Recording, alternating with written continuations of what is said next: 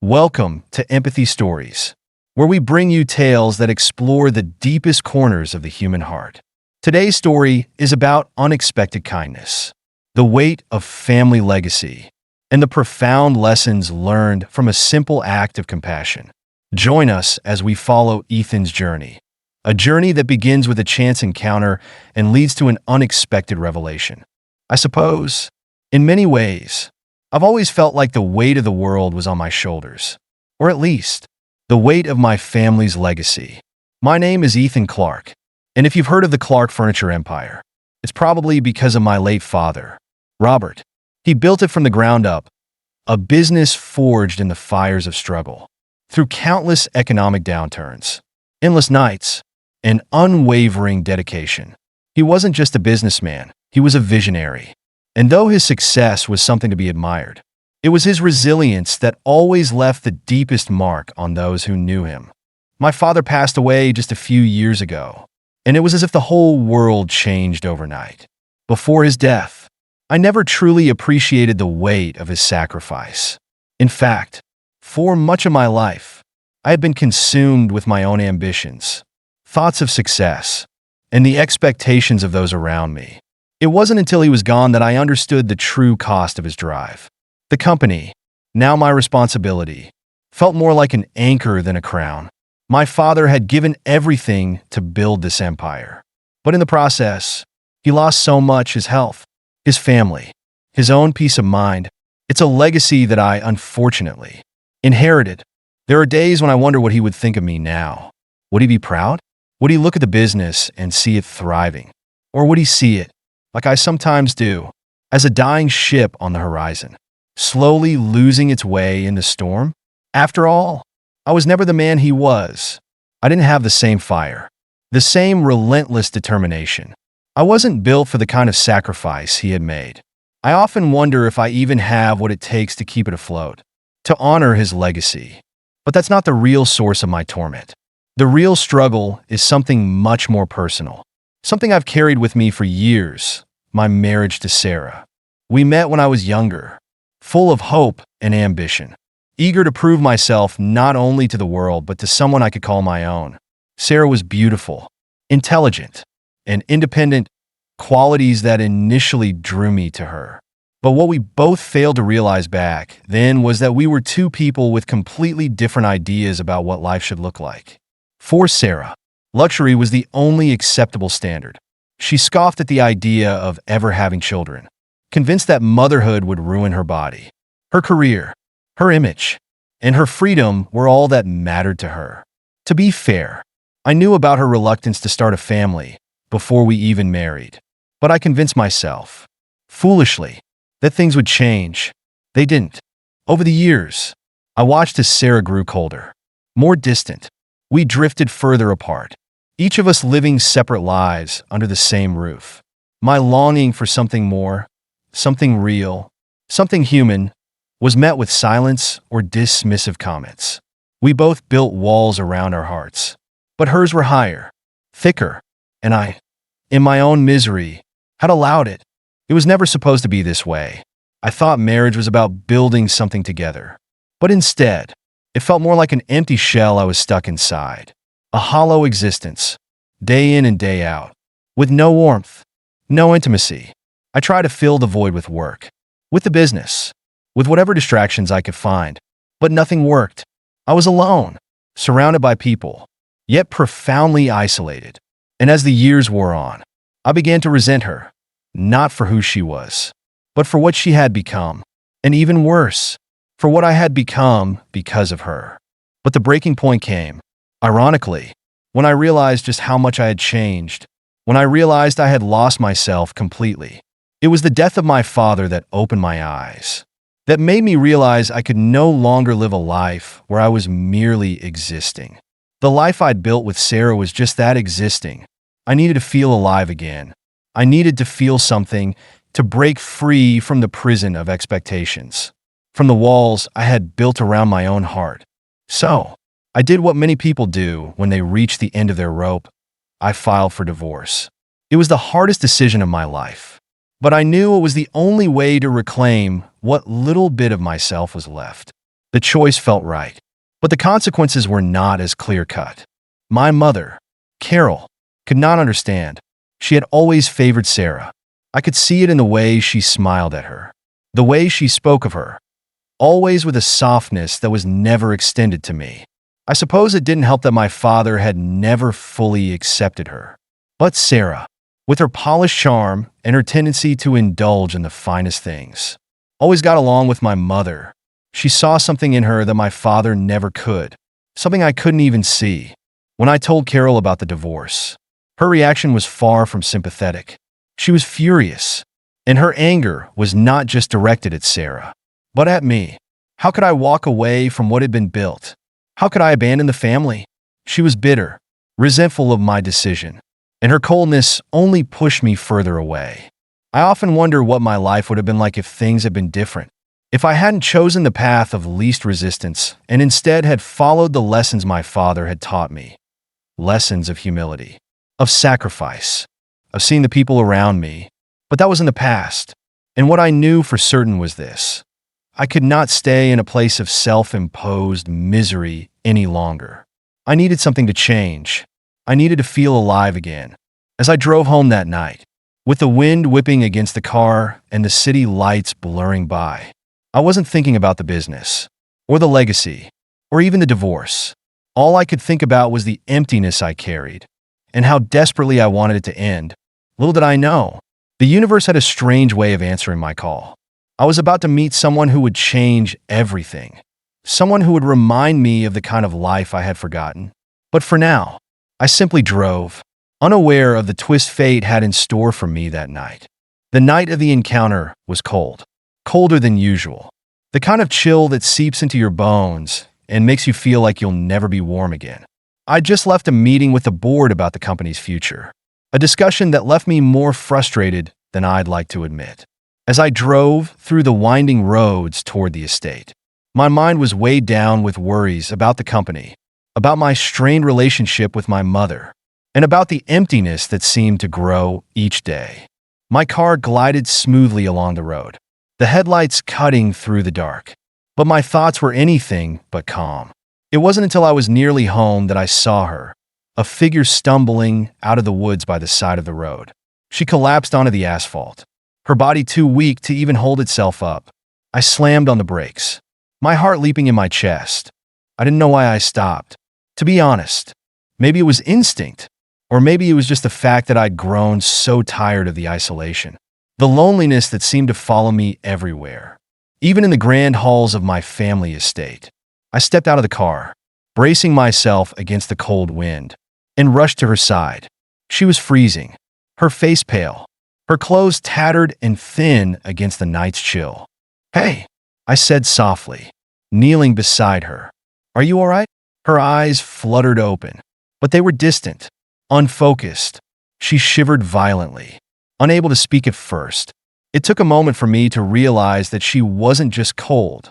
She was beyond cold, her body shivering as though it had long ago given up on warmth. Her lips trembled as she tried to speak, but all that came out was a weak whisper. "Please, don't leave me." I could feel the panic rising in my chest as I looked around. There were no other cars, no other people, just the dark, empty road stretching endlessly. I knew I couldn't leave her there. Not like this. I gently helped her into the car, wrapping her in my coat to shield her from the cold. "You're going to be okay," I said, though I didn't even know if I believed it. What else could I say? The truth was, I had no idea who this woman was or what she was going through. But I couldn't just drive past her, pretend I didn't see. "Where are we going?" she asked in a hoarse voice, breaking the silence as I started the engine. "To my house," I replied without thinking. "I'll get you warm, get you some help. You don't have to worry." She didn't protest. Her eyes flickered shut, and for a moment, I thought she had fallen asleep. But when she opened them again, I caught a glimpse of something in her gaze that made me pause. It wasn't fear, nor was it gratitude. It was just acceptance. Acceptance that her situation had led her to this moment, that she had no other options. The drive felt long, though it was only a few miles to the estate. The silence between us was heavy, but not uncomfortable. I couldn't shake the feeling that something had shifted in me. something I hadn't felt in a long time. It was as if the weight of my own problems had, for a brief moment, disappeared. I wasn't thinking about my mother's coldness, or Naomi's refusal to have children, or the endless, suffocating responsibilities that came with my inheritance. I was simply focused on helping this woman, this stranger, whose life seemed to be unraveling in a way that mirrored my own. When we arrived, I took her inside, leading her to the guest room where a fire was already crackling in the hearth. The warmth of the fire filled the room, but it was her presence that made it feel real, as though the space were no longer just another cold, empty mansion. She looked around, her eyes wide with awe, but there was no judgment in her gaze, only quiet curiosity. She was trying to make sense of it all. I could see that. I could only imagine what she must have been thinking. A woman like her, someone who had clearly seen hardship, suddenly thrust into this world of wealth and comfort. It must have felt like stepping into another world entirely. "You're safe here," I assured her as I handed her a glass of water. "Stay as long as you need." Her eyes softened as she took the glass from my hand. "Thank you," she whispered, her voice trembling slightly. There was a sincerity in her gratitude that I couldn't ignore. It wasn't the kind of forced politeness I was used to seeing from people who wanted something from me. No, Anna's gratitude was real. It was raw, and that, perhaps, is what struck me the most. In a world where so many people were always asking for something, more money, more attention, more power, Anna was different. She didn't ask for anything except kindness. I sat with her for a while, not sure what to say or do. My mind wandered back to the questions I had been avoiding for years. Why had I felt so disconnected from the world around me? Why had I been so consumed by the empty pursuit of success? In that moment, with Anna sitting across from me, I realized something that would change everything. The emptiness I had been feeling, this profound sense of loneliness and detachment, wasn't just about me or my family or the business. It was about a lack of real human connection. It was about seeing someone in need and choosing not to look away. About offering a hand, not for charity, but for the simple act of compassion. And maybe that's what I had needed all along. A reminder that life wasn't about wealth or status. It was about kindness, empathy, and the simple acts of reaching out to one another. Anna, a stranger on the side of the road, had given me that. She had reminded me of something I had long forgotten. That night, as I watched her drift off to sleep, I knew that something had shifted in me, though I couldn't yet see what it would lead to. But I could feel it, a sense of change, of hope, and for the first time in a long while, I wasn't afraid to see where it might take me. The next few minutes were a blur. I rushed her into my car, the warmth of the vehicle a stark contrast to the biting cold she'd been exposed to. She shivered uncontrollably, her body trembling as if it couldn't decide whether to break down or try to hold itself together. I wanted to say something, to offer comfort, but the words wouldn't come. I was still trying to process what had just happened, why I'd stopped, why I felt compelled to help her. She wasn't the first stranger I'd encountered, but something about her, something about the vulnerability in her eyes, had stopped me dead in my tracks. As I drove the short distance to my estate, I glanced over at her. Her head was resting against the window, her eyes closed, but she hadn't fallen asleep. I wasn't sure if she was conscious of everything around her, but I could feel the weight of her quiet presence. For a moment, it was as if the world outside had disappeared. I had no idea who this woman was, or what she'd been through, but something inside me told me she needed more than just a warm car and a place to sleep for the night. When we arrived at my home, I took her inside quickly, ushering her toward the guest room, away from the cold, from everything. My mother, Carol, was in the living room, a glass of wine in hand, eyes narrowed in her usual judgmental way. She hadn't even looked up when I walked in, but I knew the moment she saw Anna. Her disapproving gaze was sharp enough to cut through the air. "Who is this?" Carol's voice was cold, measured, like she had 1,000 questions, but she wasn't about to ask any of them. "This is Anna," I replied. Try to keep my voice calm. She was in trouble. She's staying here for the night. Carol's gaze flicked from me to Anna, and I could see the subtle sneer forming on her lips. She didn't hide her distaste for anyone she deemed beneath her. And Anna, dressed in ragged clothes, with no status or position, was the perfect target for her judgment. "We don't take in strays." "Ethan," Carol muttered, turning her attention back to the TV as if Anna wasn't even there. I ignored her. I wasn't in the mood to argue. Not when there was a more pressing issue at hand. I helped Anna to the guest room, pulling the thick blankets over her as she sat on the bed. She looked up at me, her eyes full of gratitude, but also a tinge of disbelief, as if she couldn't quite process the kindness she was being shown. "Thank you," she whispered. "I don't know what would have happened if you hadn't stopped." I nodded, unsure how to respond. The entire situation felt surreal, like I was in the middle of a dream. Who was this woman? And why was she alone, stranded out there in the cold? I spent the next hour trying to make her comfortable, bringing her some warm food, a hot cup of tea, but she barely ate. Instead, she just sat there, staring out the window, lost in her own thoughts. I left her alone for a bit, telling myself that I would check in on her later. But as I walked downstairs to the living room, my mind kept wandering back to her. There was something about Anna that drew me in, something beyond her appearance. It wasn't pity, it was something deeper, something I couldn't explain. It wasn't until I turned on the TV later that evening that things took an unexpected turn. I was sitting in the living room, flipping through the channels, trying to distract myself from the stress of the day, when a news story caught my attention. The anchor on the screen was speaking about a woman who had recently gone missing, a young woman named Anna Peterson, who had been reported as a runaway from a nearby town. The details were sketchy, but there was one part of the story that sent a chill through my entire body. They were looking for her in connection with a string of robberies that had been occurring in the area. I froze. Anna, this Anna, the woman who was lying in my guest room, wrapped in my blankets, her face pale and exhausted. I stared at the screen, my heart pounding in my chest. The news anchor described Anna Peterson as someone who had disappeared and turned to a life of crime after escaping a troubled home. They were asking for information from anyone who might know her whereabouts. I felt the room spin. Could it really be the same person? The woman in my home? She didn't seem like a criminal. She had looked so vulnerable, so fragile when I found her. But the news was clear.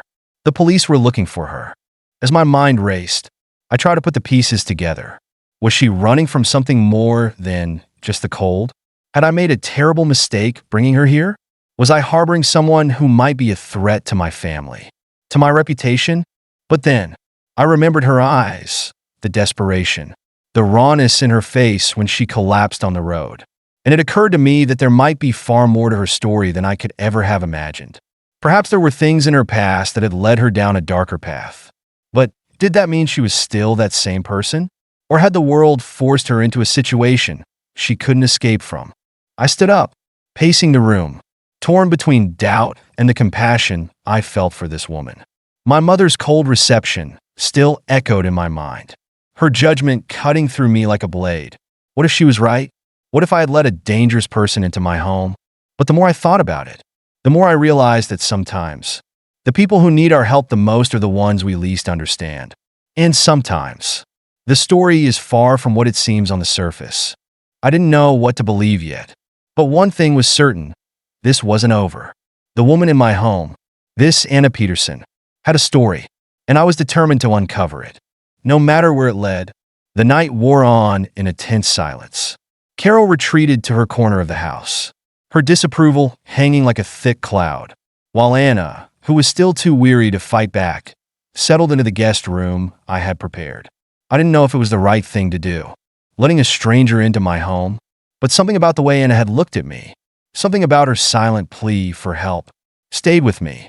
Tonight's top story: police are investigating a woman who was recently discovered living under mysterious circumstances in the outskirts of the city. The woman, known as Anna Walker, has been missing for several weeks. It is believed she may have been involved in a local charity scam, though details are still scarce. The room seemed to freeze. I felt my heart skip a beat. Anna, the woman I had taken in, offered refuge to, was involved in something criminal? I stood up abruptly, my chair scraping against the floor. My mind raced. I had let a fugitive, a criminal, into my home. The The betrayal felt sharp. How had I not known? How could I have been so naive? Was everything she had told me a lie? I immediately felt foolish, vulnerable. I rushed to her room. The door was ajar, and Anna was sitting by the window, staring out at the garden. She didn't look up when I entered, and I stood there for a moment, unsure of what to say. The tension in the room was palpable. Finally, I spoke, my voice tight. "Anna, is it true?" She didn't flinch. She didn't even blink. Her response was quiet, almost a whisper. "Yes." I waited for her to continue, for her to explain, but instead, she simply sat there, her shoulders slumped, her eyes dull. "But I'm not who they say I am," she added, her voice quivering. I watched her carefully, trying to piece together the story that had led her to this point. She had been involved in some kind of scam. Yes, but the more she spoke, the more I realized the complexity of her situation. She had been a victim too, coerced into actions by others, manipulated and taken advantage of. The people she had trusted had betrayed her, and in return, she had tried to disappear, to erase herself from their lives and start anew. Her story was complicated, full of regret and lost opportunities. But there was no malice in her words. And, despite everything, she still spoke with a certain kindness that left me speechless. "I never wanted to hurt anyone," she whispered, her eyes welling up. I just wanted to survive." I felt a wave of compassion rush over me, mixed with guilt. I had been quick to judge her, to dismiss her as a criminal without understanding her full story. It was easy to look at her through the lens of her mistakes, but harder to see the human being behind them. My mother, who had heard the conversation from the other room, came in just then, her voice sharp as always. "What do you think you're doing, Ethan? Letting a criminal stay in our home?" I turned to her, and for the first time in a long time, I felt my anger rise. Not at Anna, but at Carol. She's not a criminal. Mom, she's a person. And if there's one thing I've learned in all this, it's that we're all just trying to survive. And sometimes, we make mistakes, but that doesn't mean we deserve to be thrown away. My words hung in the air, heavy with truth. Carol didn't respond. She simply turned and walked away, her silence louder than any argument. In that moment, I realized something profound. It wasn't just Anna who had taught me a lesson. It was the act of offering kindness, of extending a hand to someone in need, even when the world tells you to turn away. I had let Anna into my home thinking I was offering her a chance. But in reality, she had given me a far greater gift, a reminder of what it means to be human, to embrace empathy and forgiveness, and to look beyond the surface to see the pain and the potential within each person. As for Anna, she stayed with me for a while longer. We didn't speak much, but there was a quiet understanding between us. I never learned all the details of her past, and perhaps it wasn't important. What mattered was that she found a place to heal. And in some small way, I found a place to heal too. The lesson was simple, yet powerful. In a world where it's easy to judge, to point fingers, and to let fear drive us apart, kindness has the power to change everything. And perhaps, just maybe, it's in our capacity to forgive not only others, but ourselves that we find our true strength. Thank you for watching and sharing in today's powerful story. We hope it inspired you to reflect on the power of kindness and the often hidden connections that change our lives. If you found this story meaningful, please like, share, and subscribe to Empathy Stories for more moving tales. See you in the next video.